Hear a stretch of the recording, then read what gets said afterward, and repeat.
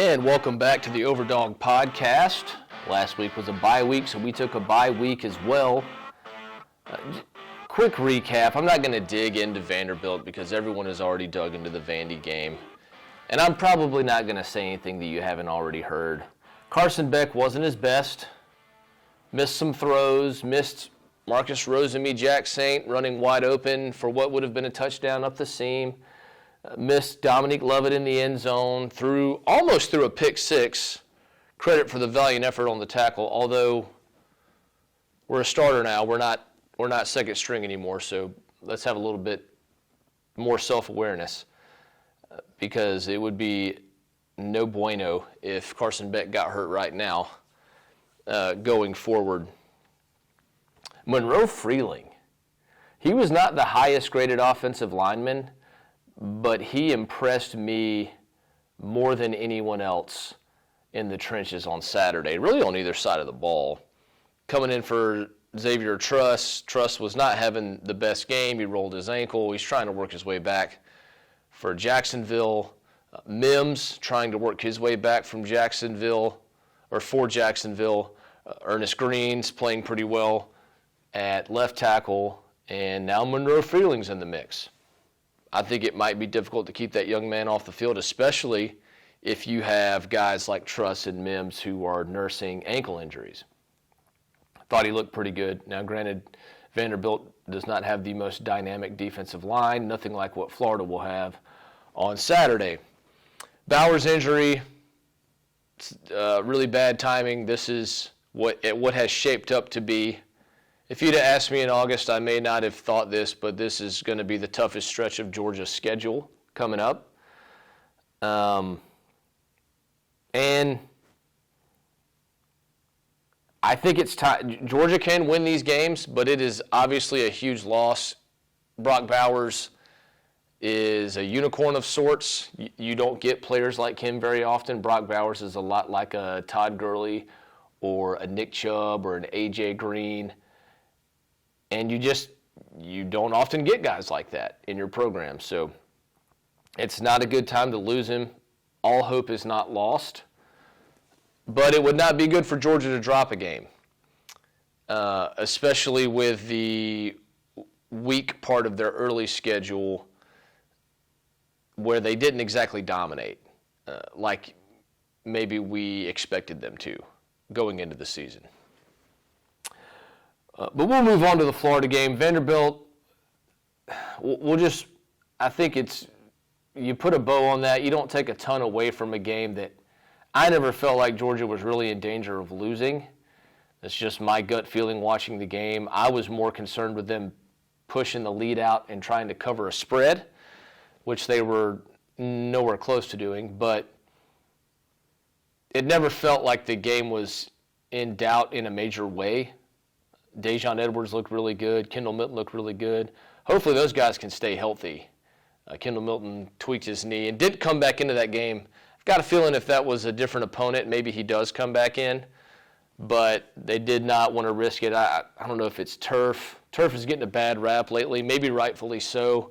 And I'm not sure. It just seems like every year Georgia has a ton of injuries. Now, Georgia doesn't play on turf, although the indoor practice facility is obviously turf. And I just wonder how long turf sticks around. How long is turf going to be a part of football as we know it? Because it does seem like on both the collegiate and professional levels that these injuries are piling up. But Florida's coming up this weekend.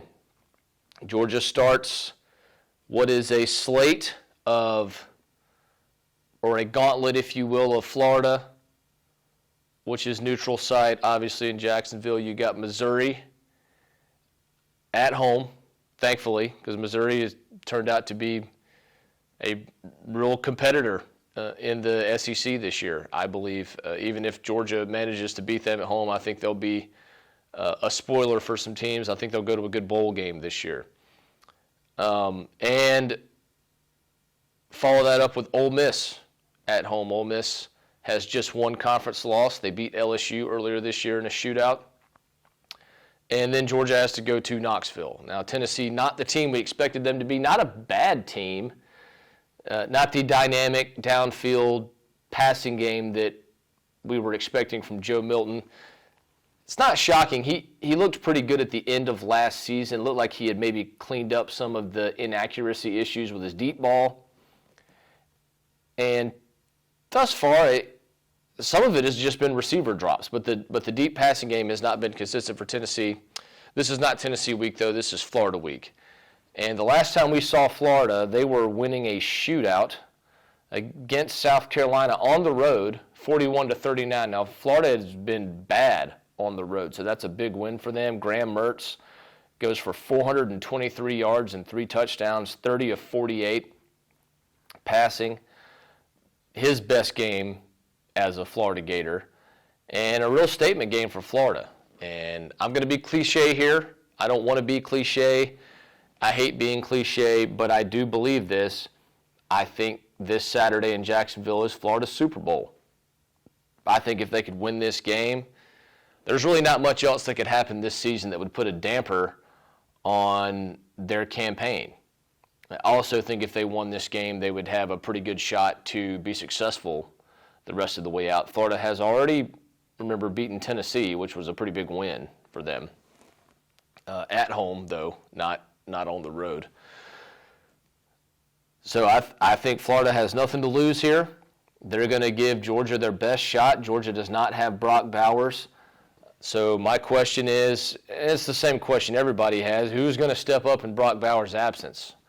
I do expect Georgia to try to run the ball, try to establish the line of scrimmage.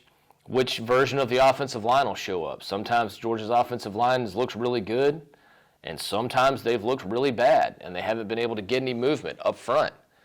And I think if they can't get any movement up front, it's going to be a problem. But I do expect Georgia to try to establish the run with Dejon Edwards and Kendall Milton. But Cedric Van Pran, Tate Ratledge, Xavier Truss, if he plays, Dylan Fairchild, Jared Wilson, if he gets in there, that's the interior of the offensive line. And then we already talked about the tackles. Whichever 2 of the 4 guys we talked about are on the outside, they're going to have to get some movement. It's past time for having these dips in production, these bad games. This was supposed to be one of the best offensive lines in the country. Talent-wise, it is, and sometimes they have looked like a great offensive line, but have not been getting consistent movement in the run game. And Florida has some big guys up front. I can't think of the guy's name, but he's like 440 pounds, and that's not an exaggeration. That is exactly how much he weighs. I actually may have shorted him a few pounds. He is not easy to move. They have an athletic defense. They have a young defensive coordinator. But I expect Florida to let it all hang out in Jacksonville on Saturday. I will be in Jacksonville. If you will be in Jacksonville, hit me up. Let me know. Maybe we'll tailgate together. I don't have any specific tailgate plans, but this will be my 3rd straight trip to Jacksonville, 2 wins in a row. This is the first time I started going in 07, which was a great year to go, and then I went 08 and 09. Not great years to go if you're a Georgia fan. So I will be down there, and I'm looking forward to it. I think Georgia will win. They'll be favored in all these games that I'm talking about. I do think they're tough games. It's a tough 4-game stretch, but they will still be favored despite not having Brock Bowers. I talked about the run game a little bit. I want to talk about Dominique Lovett and Ra Thomas. It does seem like in the last couple of weeks they have come on. They've developed more of a rapport with Carson Beck. Ra Thomas had the excellent touchdown catch that was reviewed and deemed a touchdown against Kentucky. Dominique Lovett had 79 yards, I believe, and a touchdown against Vanderbilt. Let me make sure. 72 yards and a touchdown against Vanderbilt. McConkey is back. He's still struggling with whatever injury he has to his back. I'm not sure the specifics of it, but it is still an issue. Hopefully he is better in Jacksonville than he was in Nashville. I got to believe that he's at least going to be some measure better. Dylan Bell is still kind of an X factor that can play running back. He actually did pretty well at running back. He had 2 decent runs that got called back on penalties, or one that got strung out because an offensive lineman just missed their block. But he is still a weapon. He can also obviously play receiver because that is his position initially. Marcus Rosemy-Jackson has been a security blanket for Carson Beck. He's probably the most sure-handed receiver that we have on the team. I talked about him a couple of weeks ago. Arian Smith, he had a drop against Vanderbilt. It wasn't the best throw, but it's a catch he should have made. He actually did a great job of adjusting to a throw that was kind of short. He controlled his body, turned around, went up with both hands. He did all the hard part except catch the ball. I still think at some point this season he's going to break through and have a big game, maybe multiple big games, because, again, he's the fastest kid on the team. He's never done anything previously to make me think that he can't catch the ball. Now, maybe he's not great at contested catches, but when you have speed, coaches will find a way to use you. And they've been trying to get the ball to him this year. It just hasn't worked out yet. And he's had some drops, and a lot of that's in your head. I think the defense is going to have to be better, but they're still pretty good. Updating, Georgia dropped a little bit in points per game. They are now 8th in the country at 38.8. USC, LSU, Oklahoma, Florida State, Oregon, Michigan, and Washington are all ahead of them. USC is at 45.4 points per game, and they are out of playoff contention. So LSU, Oklahoma, Florida State, Oregon, Michigan, Washington. Washington, close call. I believe that's correct, 38.8. I've refreshed the page. But I was looking somewhere else. I thought Georgia might have been tied with Washington at 40.1. Regardless, they are right there with them. And then opponent points per game, Georgia dropped a little bit. They're down to 8th now, which is behind Michigan, who is allowing a stingy 5.9 points per game. Maybe there's an explanation for that. I don't know. We'll find out probably in like a year when Jim Harbaugh is left for the NFL and there's no one around to really take on any of the punishment anymore. The spying scandal, which I'm sure most of you who follow college football are aware of, 5.9 points per game, though. That's under 6. Nobody else is under 10. Penn State's at 10.2. Ohio State at 10.5. We'll skip Ohio because they're not a P5 team. Iowa's at 14.5. Duke's at 15. Air Force is also up there at 14.5. They're also not a P5 team. So Georgia's at 8th, but really is more like 6th. Iowa is not in playoff contention. I believe Duke is out of playoff contention as well. They've dropped a couple of close games to Florida State and Notre Dame now. Duke could have been a playoff contender at this point in the season. Obviously, Ohio State, Penn State, and Michigan are still there.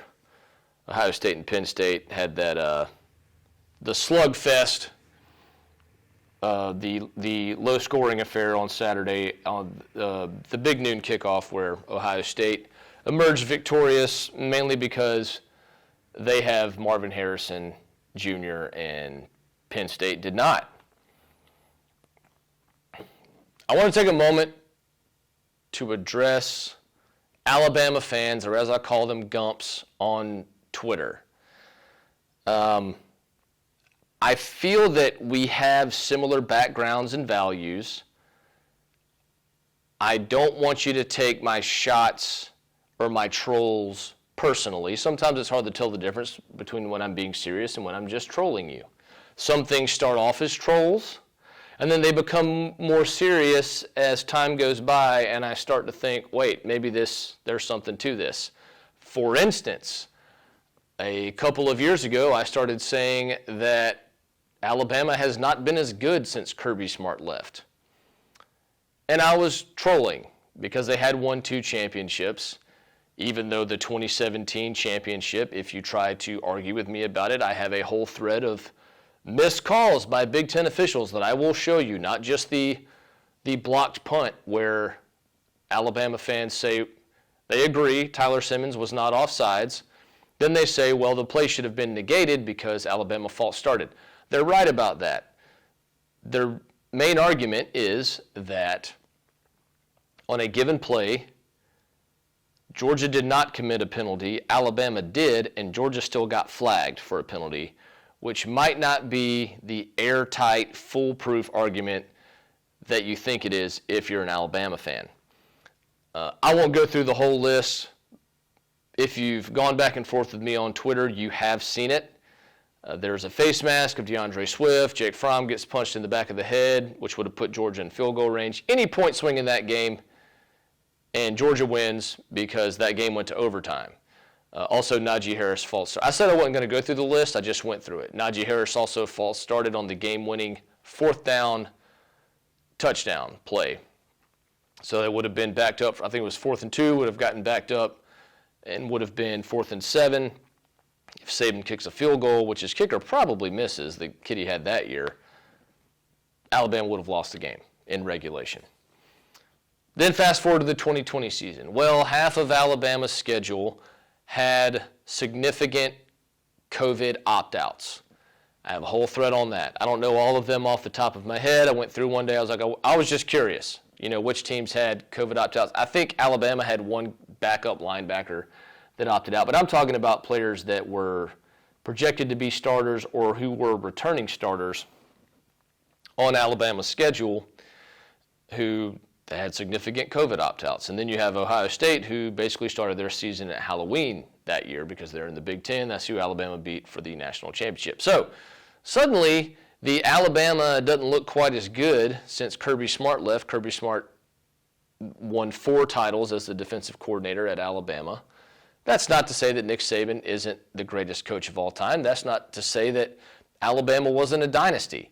It just started off as a troll, and the further along I got with it, and the longer the more time, the more games that have been played, when I see Bryce Young be at Alabama for 2 years as a starter with Will Anderson, another top 3 pick, and they not win a national championship, then I start to go, I'm not sure that Alabama's coordinators got that better. Struggled to beat a South Florida team, although you did play them on the road, which was a little bit surprising. And struggling at home with Arkansas. I won't say, the Tennessee game was close until the scoop and score. Tennessee had the ball down 7 with a chance to drive. Now, granted, they hadn't scored in the entire second half, but they had the ball with a chance to drive down and tie the game. Then you get the scoop and score that makes it look like a little bit of a not as close of a game as it really was, ultimately. And I think still Alabama's still a good program. They're still a good team. I don't think they're going anywhere. I don't think that they are at a point where they will never win a championship again. I do think the days of Alabama winning the championship every other season might be over. So that started off as a troll. Maybe there's a little something to it. I don't know. Maybe Saban will hire another good coordinator at some point. Maybe he already has. Maybe Tommy Rees is the next big offensive coordinator. He's done some good things and some bad things this year. But ultimately, Alabama only has one loss to a Texas team who almost lost to Houston this past week. And Quinn Ewers is now injured, so that's problematic for Texas. But I do want to say, a lot of you guys don't seem to believe that I graduated from the University of Georgia. Not that you have to graduate to be a fan of a team, but I did graduate from the University of Georgia. I graduated twice, and I'm not going to show you my degrees unless you want to pay to see them. Mainly because I don't care if you believe that I have them or not. I know that I have them, and Twitter approval is not something I really care that much about. So if you want to bet me that I don't have them and you want to pay the money, then I will show you my degrees. That's the only reason I don't show them. I'm not going to have terms dictated to me by some random 23 follower account who purports to follow Alabama football. I don't care if you think I have degrees from Georgia. I know I have them. I was there. But if you want them, if you want to see them, you can pay. But I do feel like it's been getting a little touchy this year. I'm not sure if I'm the problem. I haven't really changed. I've kind of been the same guy the whole time, but it seems the more Alabama looks like just another good team, the more upset Alabama fans get with me. One last thing.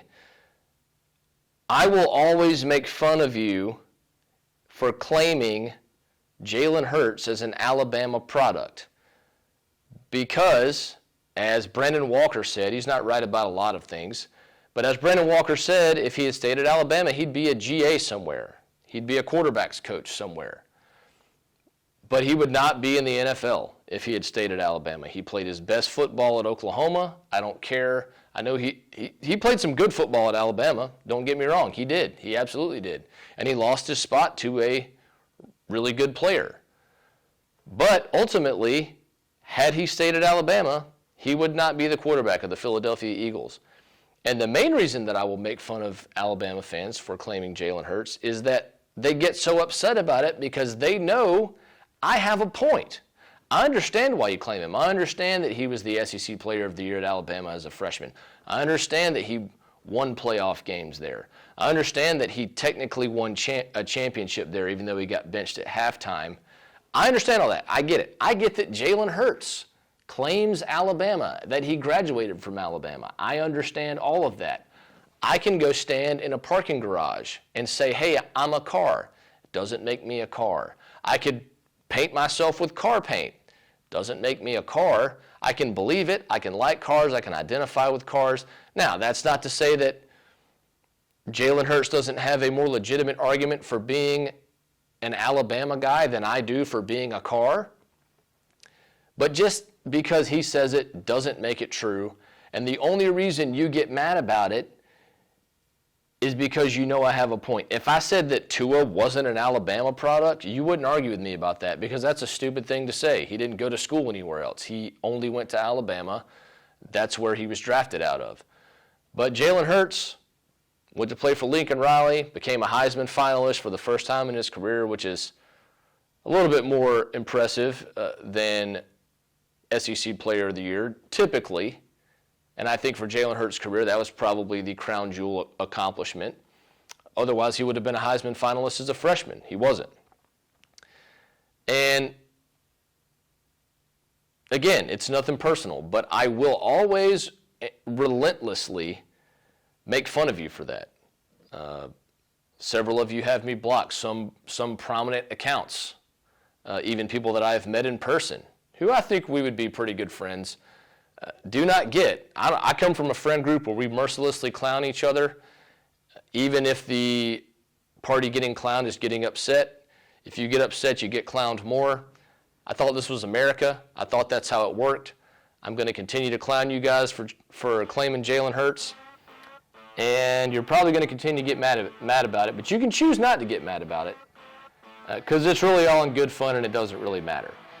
But Georgia, Florida, this Saturday, 3:30.